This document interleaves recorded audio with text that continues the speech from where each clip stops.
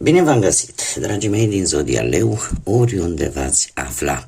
Bine ați venit tuturor pe canalul meu Tarot Flori de Loto, numele meu este Nina, pentru cei care nu mă cunosc, și ca de obicei mă bucur să vă am alături la fiecare lectură. Atât pe dragii mei abonați, cum de asemenea și pe cei care poate sunteți pentru prima oară aici pe canal. Azi am hotărât să fac o lectură inspirată din propriile voastre mesaje. Despre ce este vorba? Mulți dintre voi mi-ați lăsat în comentarii anumite situații cu care fiecare dintre voi vă confruntați și cărora nu le găsiți o explicație sau nu știți cum să faceți să ieșiți din anumite blocaje. Așa că am decis să fac această lectură punând întrebarea cărților: de ce mi se întâmplă ceea ce mi se întâmplă? Care este cauza sau ce se poate face pentru ca anumite situații să își găsească o rezolvare sau voi să găsiți anumite răspunsuri vis-a-vis de anumite situații din viața voastră. Așa că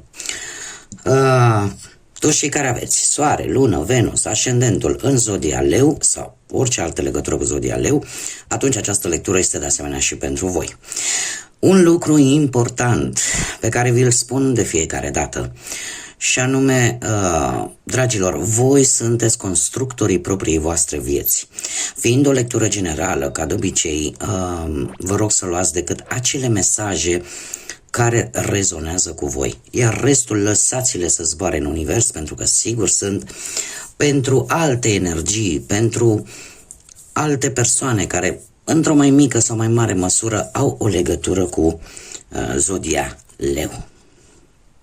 Și înainte de a începe lectura, trebuie să vă mulțumesc din suflet tuturor celor care în ultimul set de lecturi pe care eu le-am publicat ați fost alături de mine, v-ați arătat sprijinul și aprecierea față de propria mea persoană, față de munca pe care eu o depun aici, și trebuie să vă mulțumesc din suflet tuturor. A fost o mare surpriză și o surpriză super plăcută să văd că într-adevăr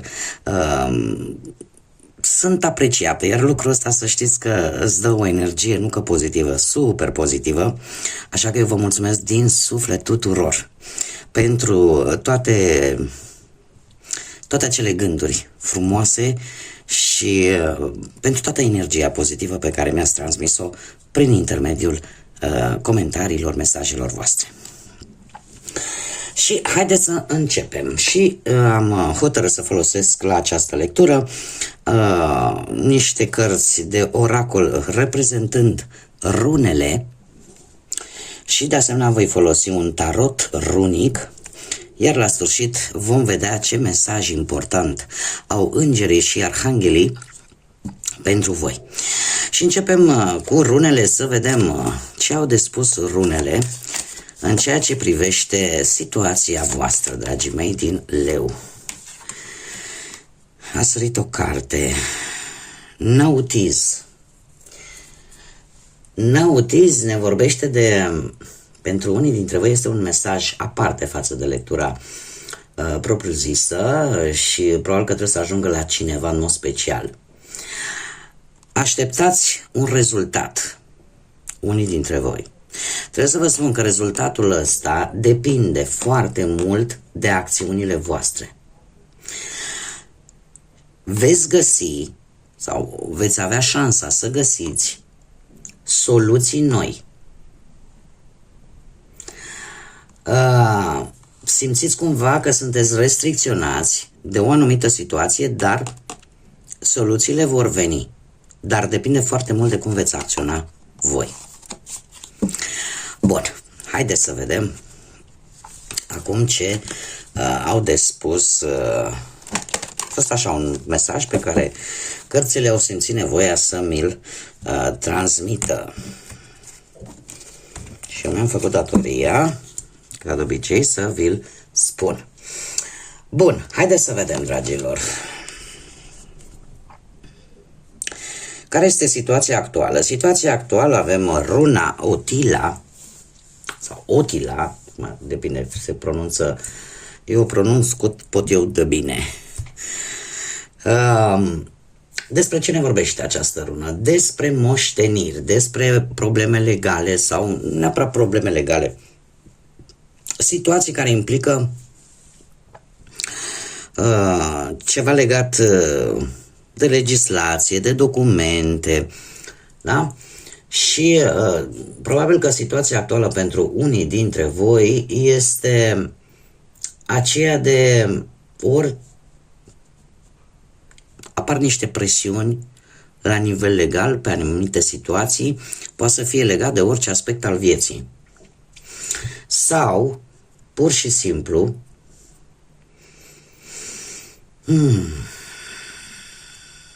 apare o creștere pentru unii dintre voi, o creștere la nivel spiritual. Anumite, pot să zic, povețe pe care, sau niște învățăminte pe care voi le puteți învăța de la strămoșii voștri, de la familia voastră. Și asta să vă ajute să aveți o creștere spirituală. Acum voi adaptați. Cred că e pentru unii dintre voi în acest moment apropierea de spiritual, de divinitate, are o importanță destul de mare. Mergem mai departe și haideți să vedem care este direcția voastră. Și avem runa Ansuz, care ne vorbește de, fiți atenți aici, veți avea niște revelații și fiți atenți la mesaje. În ce sens? Mesajele pe care vi le trimite Universul, divinitatea. De ce? E posibil să se încerce oarecum o comunicare un pic ciudată, aș putea spune, pentru unii dintre voi, în care se încearcă cumva să vi se transmită anumite mesaje importante care să vă ghideze, care să vă facă să fiți mai curajoși, care să vă facă să înțelegeți mai bine situațiile, care să vă facă să fiți mai înțelepți, iar pentru alții care să vă facă să descoperiți un adevăr.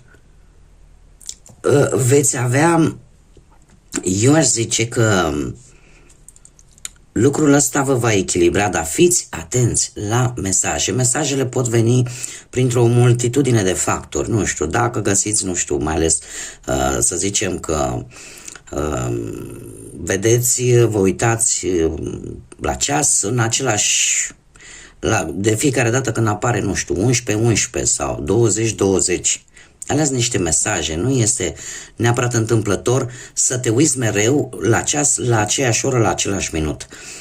Puteți să vă uitați pe internet, să căutați pe nea Google-ul și să scrieți care este simbolistica în a vedea ora cutare în mod repetitiv. Și acolo o să vă dea niște răspunsuri. Dar fiți atenți la ele. La alții se poate manifesta prin intermediul viselor, să aveți niște vise care să persiste imediat după ce v-ați trezit. Și care ele vor să transmită un mesaj. Da? Dar direcția pentru voi este una în care voi trebuie să, cum să spun eu, să vedeți lucruri, să iasă niște lucruri la suprafață.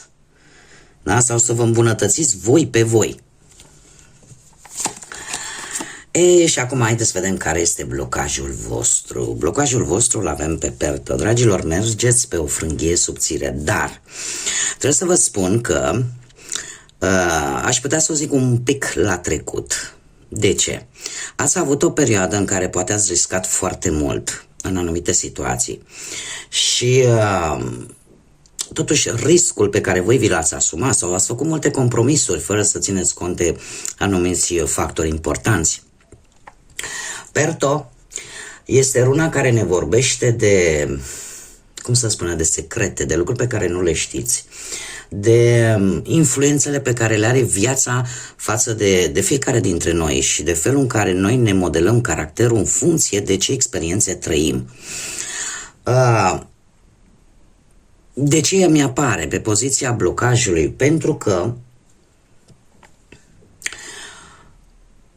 unii dintre voi ați avut parte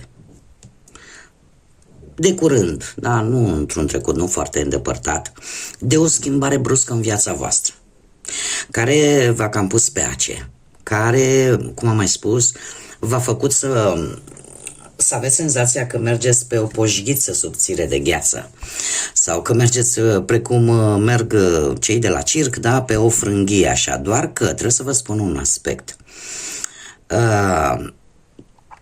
Ați știut, chiar dacă pentru voi este un blocaj, ceva s-a întârziat, ceva nu va ieși cum a trebuit. Asta este clar.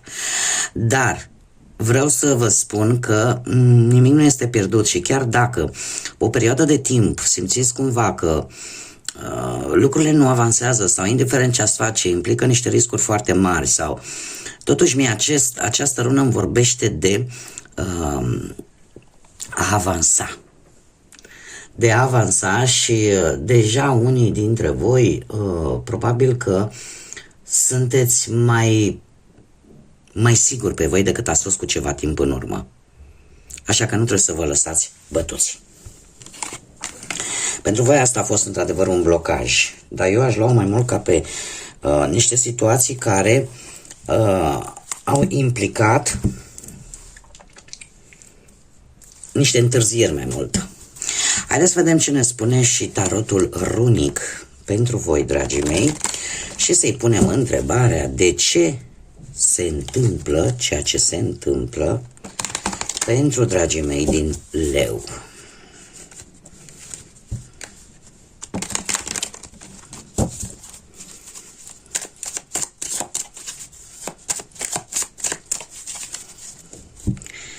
Haideți să vedem.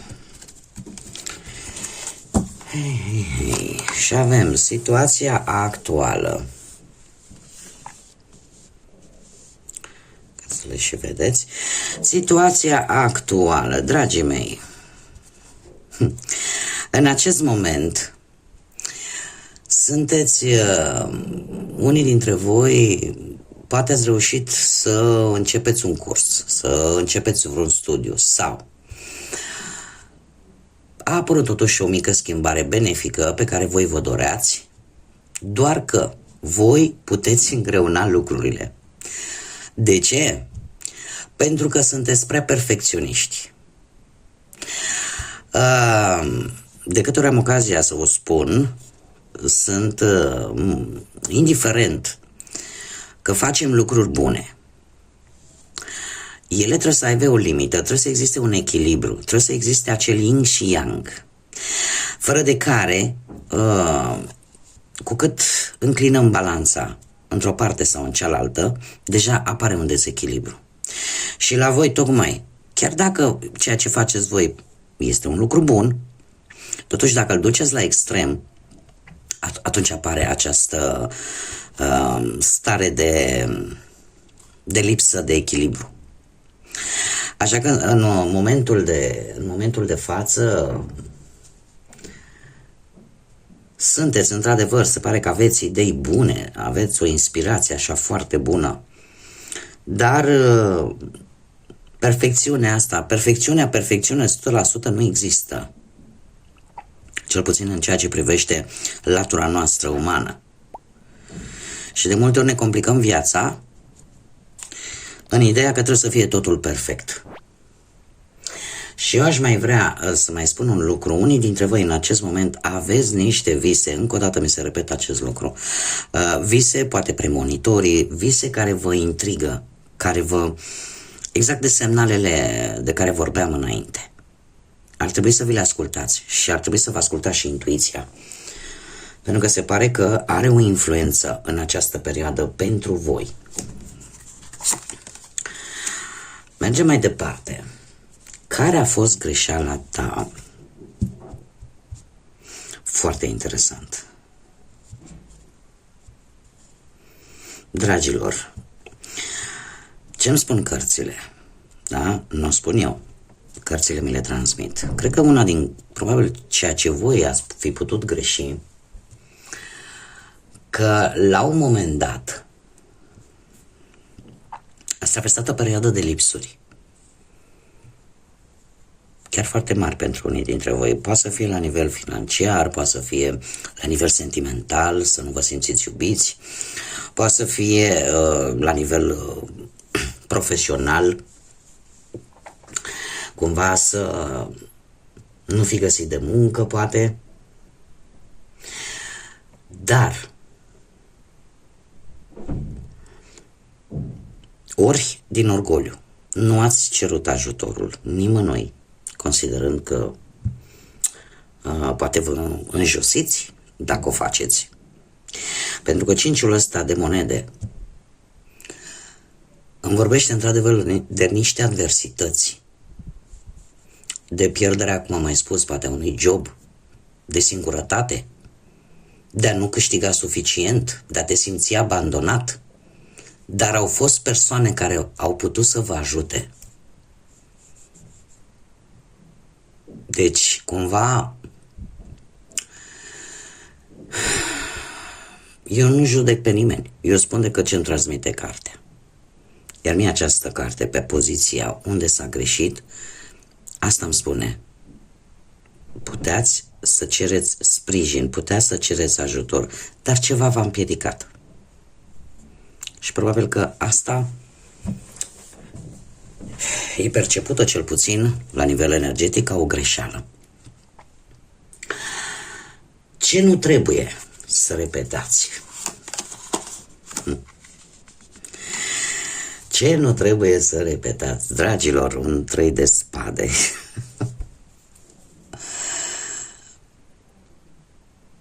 Ar trebui să nu repetați exact un anumit refuz. Să nu repetați, să faceți alegeri rele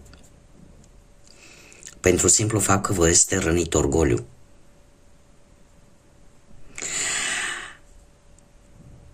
Există voi ca și zodie. Sunteți o zodie de foc. O zodie guvernată de către soare. Cu foarte multă energie.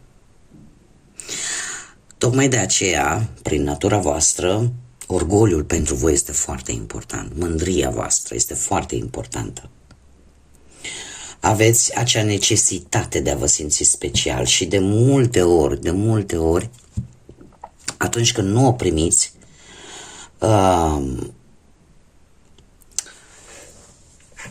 îmi cer scuze, uite că nu mint.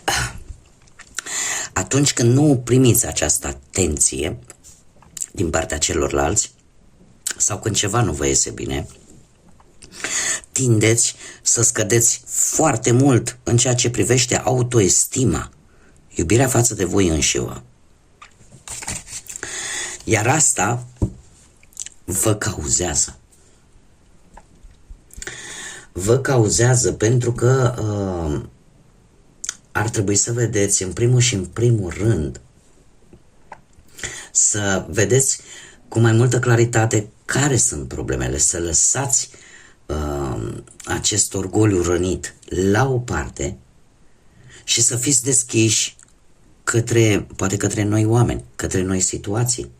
Avem aici, există o rună foarte mare desenată care este Dagaz, care vorbește de transformare. Dar pentru a se produce această transformare trebuie să accepti niște schimbări. Și schimbările pot veni sub o multitudine de forme. Prin a accepta, cum bine am văzut, un sprijin, un ajutor.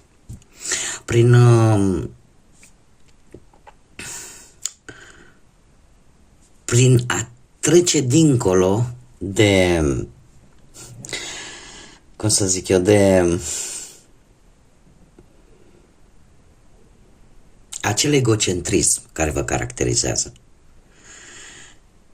Voi ca și energie sunteți foarte generoși și în momentul în care generozitatea voastră este răsplătită cu ghilimele de rigoare cu o energie negativă, atunci durerea e cu atât mai mare. Am eu o vorbă, am și eu un leu în familie și atâta timp cât strălucește, atâta timp cât îi merge bine, este un leu adevărat. În momentul în care are o cădere de asta, de nu-i merge bine una sau alta, deja nu mai e un leu, e o pisicuță așa micuță care mai miaună din când în când. Ei, cam așa, cam asta ar fi, să zic așa, asemănarea.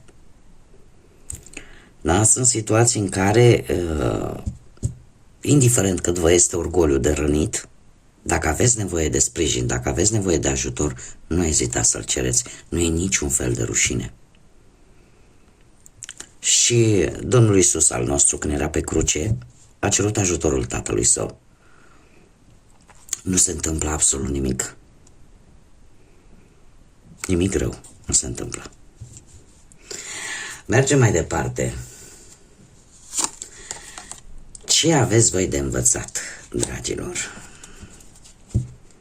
Un 4 de cupe. Foarte interesant. Dragilor, voi aveți de învățat faptul că chiar dacă există o rană, fie ea emoțională, fie ea morală, atâta timp cât te vei canaliza decât pe respectivul, pe consecințele unei acțiuni care pe voi v-a rănit, asta te va împiedica să vezi de fapt șansele și oportunitățile care pot veni în viața voastră. Ce aveți voi de învățat? Că trebuie să valorați ceea ce aveți acum, pentru că niciodată nu vei ști când totul se va schimba. Asta este lecția cel puțin care mi-a arată mie aceste cărți acum. Să valorați ceea ce aveți acum. Poate să fie, nu știu, orice din viața voastră de zi cu zi. Poate să fie cineva drag vouă, poate să fie copiii voștri, familia voastră, locul vostru de muncă, poate să fie, nu știu, orice care reprezintă pentru voi ceva important. Asta aveți de învățat. Și să nu rămâneți conectați cu efectele negative, mare atenție, ale unei situații pe care oricum nu o mai puteți da înapoi. Ea s-a întâmplat, au venit consecințele, trebuie să, de fiecare dată, și nu numai voi, eu vorbesc acum un pic în mod general, a apărut la voi, dar în mod general, atunci când traversăm o perioadă neagră în care suferim anumite consecințe ale acțiunilor noastre sau ale acțiunilor altora sau a unor situații care ne-au prins așa pe picior greșit, deja nu ne mai uităm neapărat la consecințe, că le-am simțit pe pielea noastră. Trebuie să ne focusăm pe ceea ce este important, cum să le reparăm, cum să le, sau ce să facem. Pentru a face lucrul ăsta nu trebuie să ne plângem de milă și trebuie să ne ridicăm de acolo de jos, ne scuturăm de praf și să mergem înainte, să găsim soluții. Iar pentru a găsi soluții trebuie să avem o minte clară și să ne bucurăm de ce avem, care sunt bazele respective probleme. Și așa pe general cam în orice aspect al vieții. Mergem mai departe. Ce ai putea să faci? Ei. Stați așa că mă intrigă. Da, e un 10 de pâte. Ce ați putea să faceți? Păi, în primul și în primul rând, să nu vă supraîncărcați. Să nu vă supraîncărcați de foarte multe responsabilități în detrimentul propriei voastre bunăstări. Atât fizice, cât și emoționale.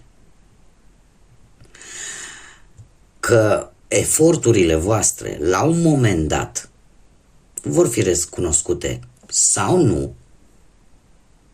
Da? Pentru că, știți cum e? E ca o... E precum roata destinului, da? Poți să te chinui, poți să încerci să faci tot ce ține de tine. Dacă nu există, cum să zic eu, situația nu e de așa natură care să te ajute sau nu există oamenii care să aprecieze ceea ce faci tu pentru ei, atunci tot efortul ăsta a fost în van până la urmă, tot sacrificiul tău a fost în van. Cumva, de asta spun că acest 10 de bâte ne vorbește într-adevăr de responsabilități foarte multe. Când vrei să rezolvi o grămadă de lucruri sau când vrei să ajuți pe o grămadă de persoane și de multe ori nu mai ai grijă de tine însuți. Ele pot avea un eco pozitiv, dar pot să aibă și unul negativ. Și așteptările voastre, știți cum e când avem așteptări? Facem o situație, rezolvăm pe cineva, ajutăm pe cineva și așteptăm, nu știu, să ne vadă poate cu alți ochi sau să primim poate un mulțumesc. Și lucrul ăsta nu se întâmplă. Cu atât de mult, mai mult te va durea. Deci, încercați să fiți mai echilibrați, cel puțin în următoarea perioadă, și să nu vă aruncați în 20.000 de locuri în același timp. Luați-le pendelete, vedeți cine merită și ce merită să consumați energia voastră și în felul ăsta este foarte interesant. Aici avem încă o rună pe Algiz care ne vorbește de asta în apărare, dar ne vorbește de asemenea de a căuta un loc sigur, a căuta o siguranță și cumva a rămâne atent la ce se întâmplă în jurul vostru, doar nu vă împrăștiați în 20.000 de locuri, canalizați-vă energia decât pe ceea ce contează, în primul rând și pentru voi. Cred că asta ar fi ideea cu ce ar trebui de făcut. Hai să vedem care este concluzia. O concluzie mai frumoasă de atât nici că se putea, avem lumea. Concluzia, per total, dragilor, este aceea că sunt schimbări inevitabile care vor veni în viața voastră, care vor avea poate legătură cu nu știu, poate cu ideea de a face o călătorie lungă, ideea de a închide o etapă, un capitol din viața voastră, schimbări care pot surveni în urma unui contract, poate cu străinătatea, cu o mutare, cu cineva care locuiește departe de voi. Dacă vorbim de muncă, în sfârșit, lucrurile se vor rezolva, da? Atât pe partea asta profesională, pentru că încet se vor vedea rezultatele. E posibil să apară, cum să zic eu, șansa unei călătorii departe de locul în care voi vă aflați în acest moment, dar care să fie o călătorie, să fie strict legată de un job.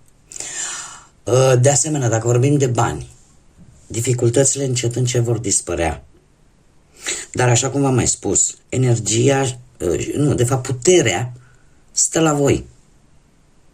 Așa cum vă spun de fiecare dată, acțiunile pe care noi le facem, și mă includ și pe mine pentru că și eu sunt o energie, acțiunile, felul în care noi ne comportăm așa în viața noastră de zi cu zi, asta ne schimbă perspectiva, ne schimbă modul nostru de a gândi, modul nostru de a vedea lucrurile. Așa că, concluzia este una, eu zic, destul de bună. Pentru alții vine o stabilitate. Aș putea să zic cu această carte că poate exista o vânzare-cumpărare de un obiect de valoare sau un imobil, de unde pot proveni niște bănuți și care să te stabilizeze un pic din punct de vedere financiar sau mai mult.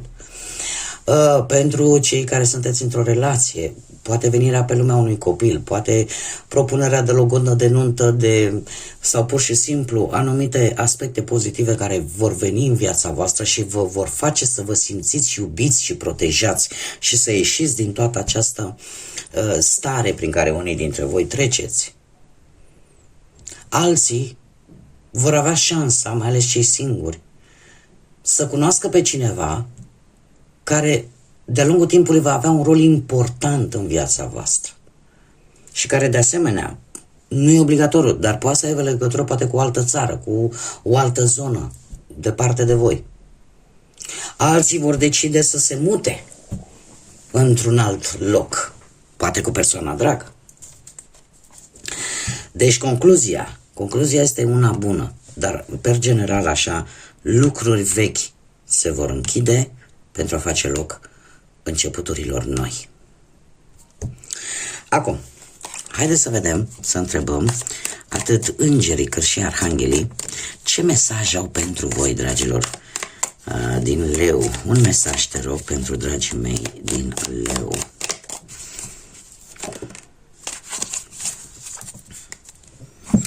Ia să vedem. Chiar două avem. Și l-avem pe un înger din corul angelic care se numește Poiel și care spune felul următor: Dumnezeu, cel care ține universul, noroc și faimă, se va îndeplini orice dorință. Țineți minte aceste numere: 56, 5 sau 6 sau 11, care pot avea o conotație importantă. Sper că nu se aude aceste urlete de câine, sunt ale vecinilor. Au momente când ore fixe, când încep să urle, îmi cer scuze dacă se aude pe fundal. Sper să mă auziți pe mine bine ceea ce spun eu acum. Deci am zis 5, 6, 11 sau 56, care poate să aibă o conotație importantă pentru voi. Nu știu, poate să reprezinte anumite date importante sau anumite ore, da? Sau să aibă legătură cu voi. Și ce aș mai avea eu de spus, e posibil, într-adevăr, să vină un dram de noroc în viața voastră și să vă recuperați voi această stare de a vă simți voi special și de a fi admirați. Și mai avem încă un mesaj, de data aceasta de la Eialel, care ne vorbește de acel Dumnezeu care ascultă lamentările, ascultă plânsul vostru. Și spune în felul următor: este din corul angelical cel mai aproape de tronul lui Dumnezeu și spune așa: îți dă forță mentală, protecție împotriva tristeții și al bolii, al bolilor. Așa că dacă voi ați gândit că sunteți părăsiți și că nu vedeți voi așa nicio portiță de ieșire, nu e chiar așa. Și faceți uz de acea forță mentală, faceți uz de inteligență, dragilor. Faceți uz de inteligență. Eu sunt convinsă că mulți dintre voi vă merge mintea. Și de multe ori când traversați situații negative, uitați că de fapt mai aveți un don, mai aveți o calitate. Puneți-o la treabă.